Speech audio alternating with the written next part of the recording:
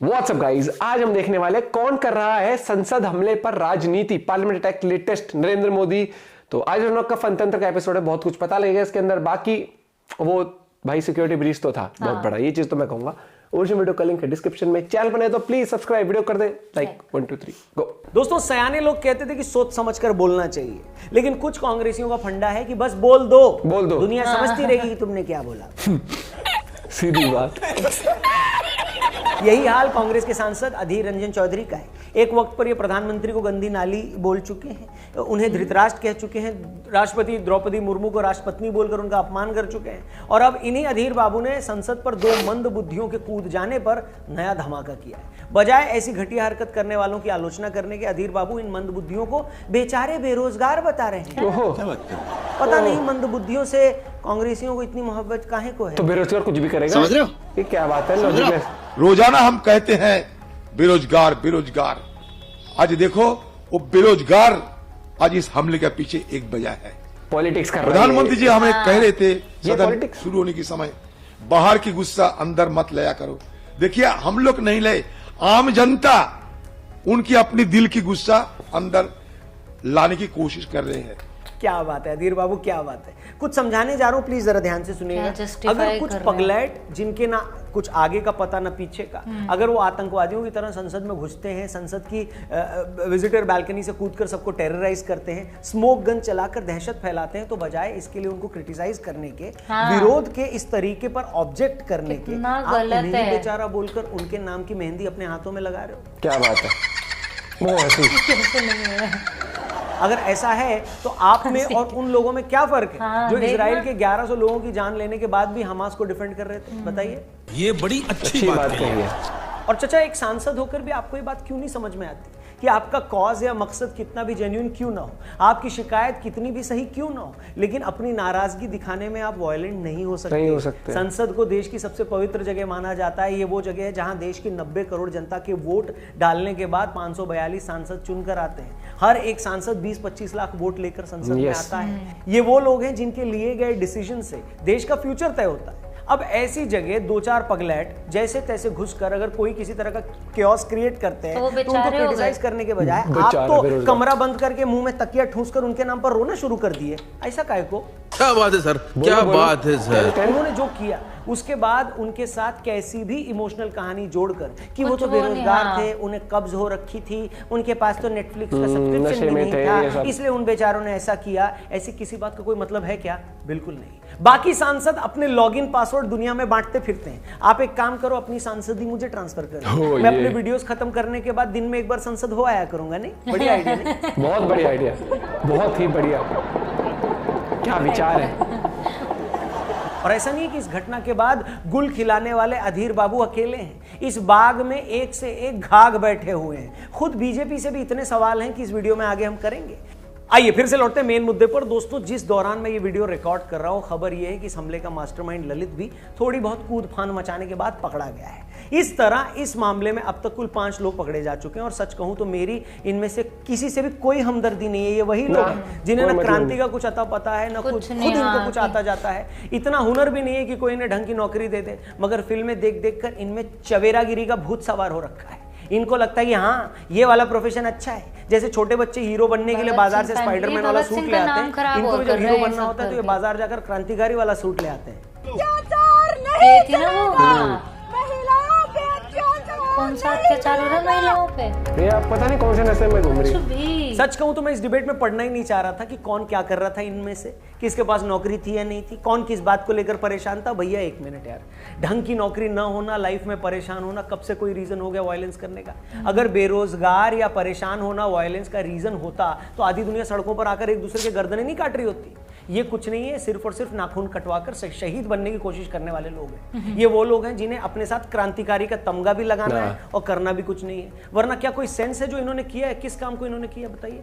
कोई नहीं। 2 बंदे संसद में कूद गए, 2 छपरी बाहर नारे लगा रहे, एक छपरी चिंदी चोरों की तरह यहाँ वहां भाग रहा था। कुछ नहीं भाई, इनको भी पता था कि इतना भर कर लेने से इन लोगों की टीवी और अखबारों में फोटो आ जाएगी, जो कि आ भी गई। 2-4 घंटे थाने में इनकी बेल्टा बेल्ट पिटाई होगी, जो कि हो भी गई होगी शायद। तो 4 घंटे की पिटाई के बदले में इतना फेम मिल जाना कोई बुरा सौदा तो है नहीं। अब तक इन छपरियों को इनके गली मोहल्ले के लोग भी नहीं जानते थे। हो सकता है ये अपने घर में भी अपना आई कार्ड पहन के घूम रहे हो, लेकिन अब पूरा देश इन्हें जान गया। और भारत में ना आज एक रिवाज भी बन गया है, आप कुछ भी बोलकर सरकार को गाली दे दो, आपके साथ 500 आदमी इकट्ठा हो जाए। इन लफड़ियों के साथ भी यही हो रहा है। किसी को घंटा कुछ नहीं पता ये लोग कौन है, इनका एजेंडा क्या है, ये चाहते क्या है। इन्हें बस ये समझ में आ रहा है कि अच्छा संसद में घुसे हैं तो मोदी सरकार से नाराज होंगे, इसलिए इन्होंने जो किया होगा सही बता दो, जो कहा उसे सही बता दो, इनको बेचारा घोषित कर दो। इसीलिए अधीर रंजन ने जो कहा सो कहा। उन्हें लगा इसे टेररिस्ट अटैक बताने के बजाय आम आदमी का सरकार के खिलाफ गुस्सा बता देंगे तो घटना का ज्यादा माइलेज मिलेगा। मगर अधीर बेवकूफी बात है कि ऐसा करके वो संसद पर अटैक करने को जस्टिफाई कर रहे हैं क्या।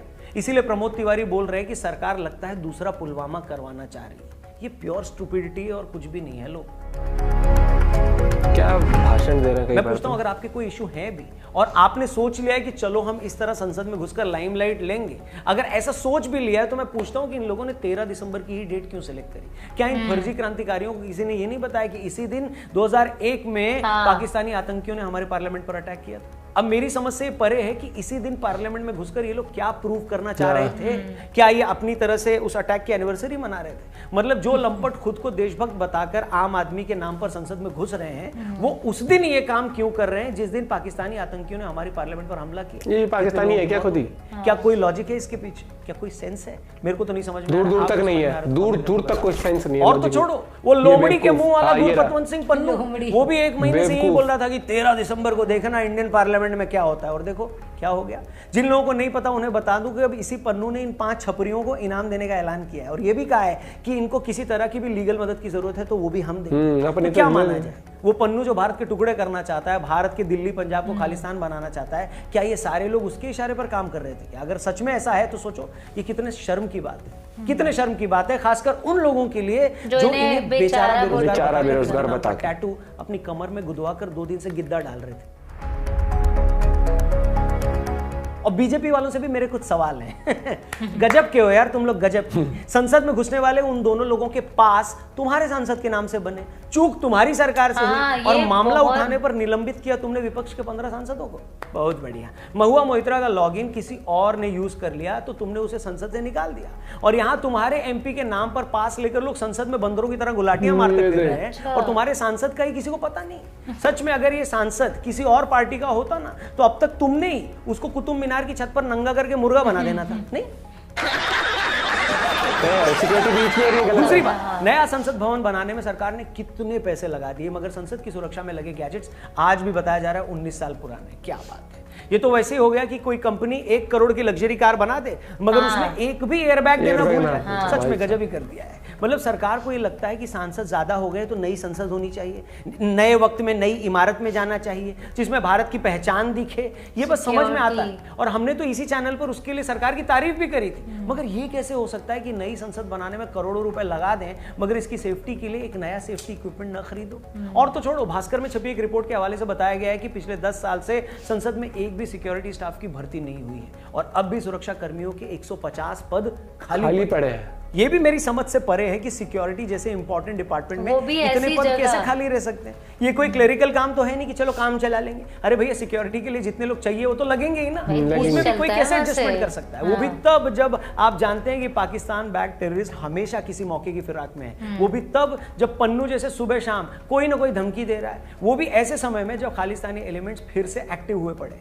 और जब मैं ये सारी चीजें सोचता हूँ ना तो मुझे लगता है भला हो इन फर्जी क्रांतिकारियों का। इन्होंने जो भी किया जैसे भी किया कम से कम हमारी पार्लियामेंट से खोल दी। मगर इनकी जगह अगर कोई हार्डकोर टेररिस्ट होता वही कुछ भी तो जो होता उसके बारे में हम इमेजिन भी नहीं कर सकते। मोदी गवर्नमेंट को ये नहीं भूलना चाहिए कि पिछले 9 सालों में उनकी जो पॉपुलैरिटी बनी हुई है उनमें से एक रीजन ये भी है कि इस सरकार के टाइम कोई बड़ा आतंकी हमला नहीं हुआ है। बीजेपी सरकार भी इस बात में प्राइड लेती है कि हम ईंट का जवाब पत्थर से देते हैं। ऐसे में इलेक्शन से सिर्फ 4-5 महीने पहले अगर कुछ हो जाता तो लेने के देने पड़ जाते।